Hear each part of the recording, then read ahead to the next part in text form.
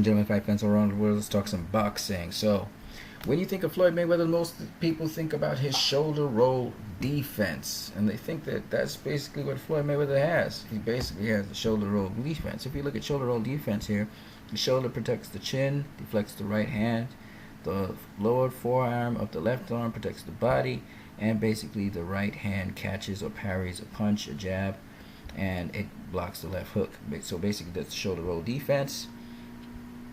As you can see, almost all these photographs show shoulder roll defense. But you know, the shoulder roll defense, or the shoulder roll Philly shell, or the Michigan half guard, or the Michigan style defense, is actually something that is ubiquitous in boxing, and it's been around for a very long time, since the 1920s, okay? Even probably before that. You see Manny Pacquiao utilizing the shoulder roll defense.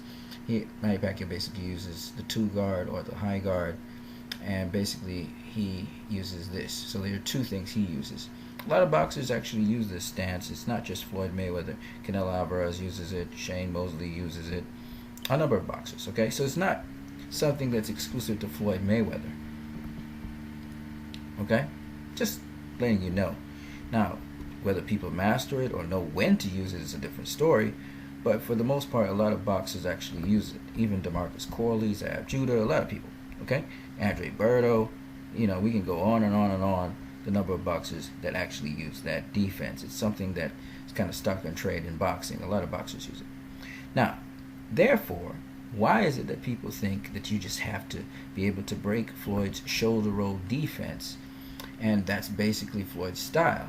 That is the furthest thing from the truth. Floyd's style is a lot more complex than that, and I think I'm going to just point out four of the different stances, or four of the different styles incorporated into Floyd's style. First one is giving the face, okay? Giving the face is basically where Floyd kind of drops low and he leans into his opponent, so his face is close to his opponent. It sort of induces your opponent to want to attack you or get closer to you. And in giving the face, also, Floyd is able to keep his hands at his side. Now, Floyd's not the person that invented this. This is not Floyd's style or anything. Sergio Martinez does it. Roy Jones Jr. did it.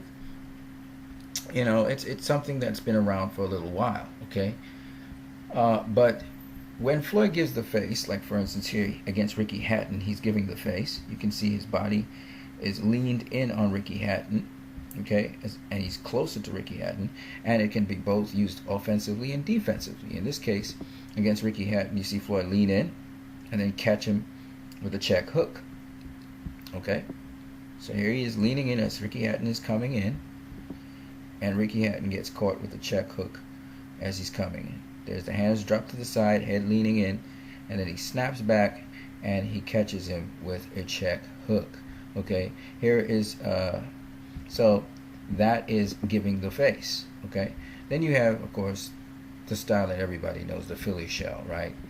That's the style Floyd is famous for, but it's only part of his defense and offense. Okay, here you see him actually roll a punch using the shell and come back with a right uppercut. Okay, and that's something that's again been around for a very long time.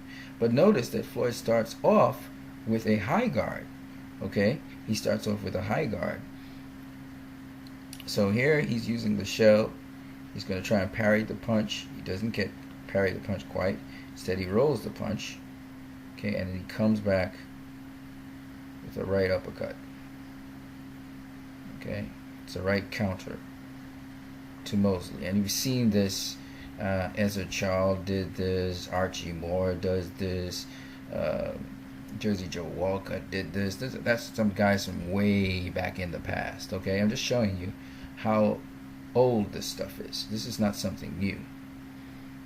But when you use this in conjunction with other things, that's what kind of complicates things and makes things very interesting.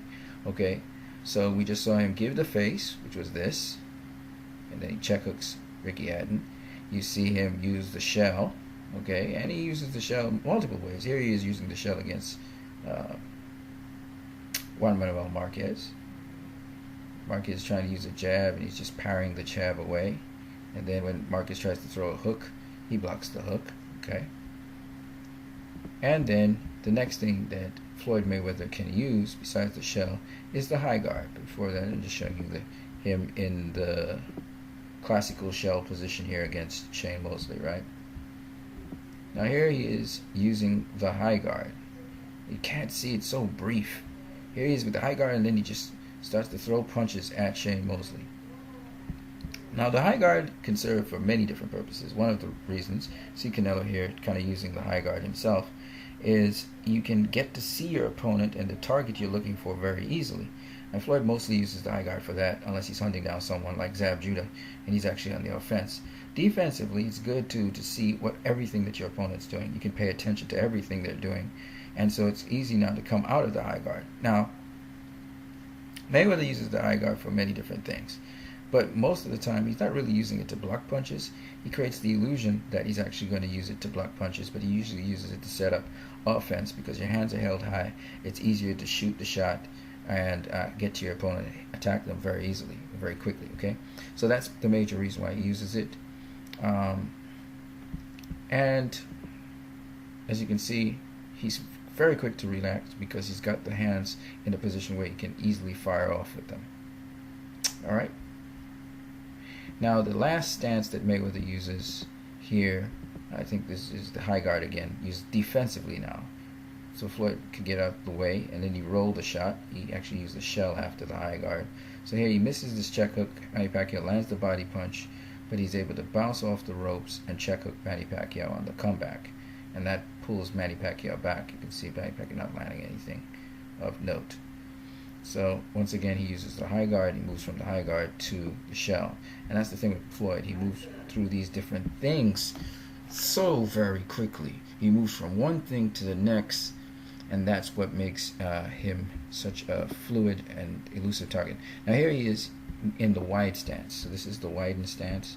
You see him go from the widened stance here and strike his opponent here, Manny Pacquiao. So the widened stance. And what he does is he slides to be able to get closer to you. So he drops levels and then he slides in.